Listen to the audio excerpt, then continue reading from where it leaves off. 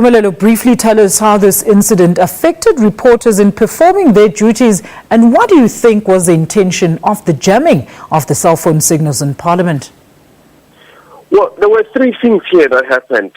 One was, of course, the jamming of the communication signal in Parliament, and the second one was the disruption of the broadcast feed that denied the viewers at home from seeing what was happening in Parliament. The third thing that happened was when journalists tried to cover the eviction of MPs outside the Chamber of Parliament. They were restricted by security forces from doing so. Now, the combination of all of these three things, in our opinion, is something that is a setback for our democracy, and it shouldn't have happened, and it shouldn't happen again. Mpumelelo, what concerns are you taking to court as SANEF? Well, then, one of the things that we want to seek help from the courts is what we think is unconstitutionality of the rules of Parliament that enable or give powers to the presiding officers and the officials of Parliament to tamper with the broadcast feed. That rule is against the values of openness and transparency that should guide the operations of Parliament. So what happens normally is that if there's chaos in Parliament, the cameras, in terms of that rule, are supposed to focus on the Speaker or the emblem of Parliament. Or if the Speaker adjourns the House, anything else that happens in the chamber, even if it's of news value that people should see at home, they are not able to see it because of that rule in Parliament. So we want to go to court and ask the court to strike it down because it's unconstitutional. So it shouldn't be edited, in other words, Mpumelelo? That is the duty of editors to edit broadcast feed and provide it to viewers. It is not the duty of speakers and politicians to edit and decide what viewers at home should see. Mpumelelo, look, ICASA is very adamant about their disapproval of the signal jamming. What does this then say about the journalistic freedom of expression after 20 years of democracy? Well, that's the whole point, that we're very concerned, because usually, when people talk about our constitution, it's always branded as the best constitution in the world. And of course, South Africa was at a vantage point because it had seen many other African countries taking certain routes after independence.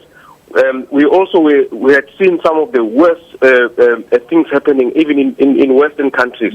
So after so many years, we were able to borrow the best elements out of the best constitutions in the world to form our own constitution, also obviously embedded in our own experiences. Now, having seen all of these historical problems in other parts of the world, we should be the last people to be seeking to repeat some of the mistakes of the past. So that's why this incident is very disturbing, and I think it's one of those kinds of things which will send out a very bad message out there that here is South Africa, the beacon of hope on the African continent. It seems to be sleeping, and we all have a responsibility to stop this from happening. Parliament has they can operate the way they want. It doesn't matter who's the ruling party or who's the opposition party.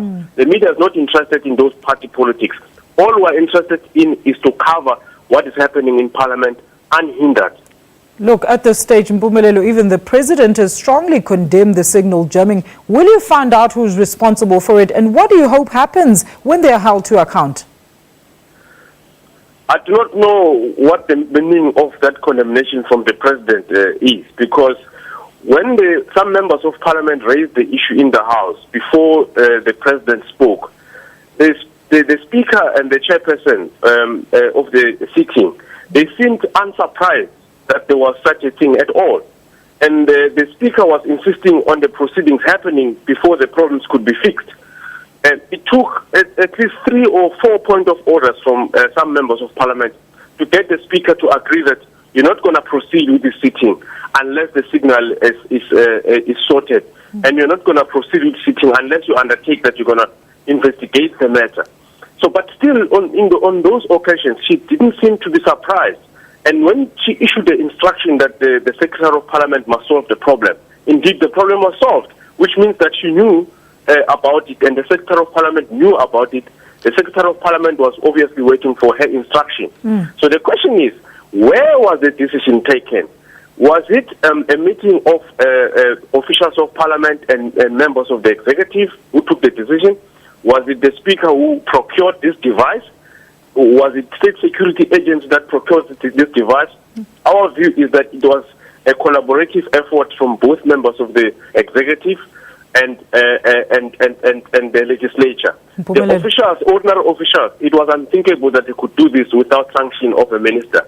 And we hope when the investigation is done, there will be no scapegoat. Thank you for that, Mpumelelo. Of course, Mpumelelo Mkhabela is the chairperson of SANEF, talking to us about what they plan to do about the signal jamming saga in Parliament. We're due for a very quick ad break. We'll be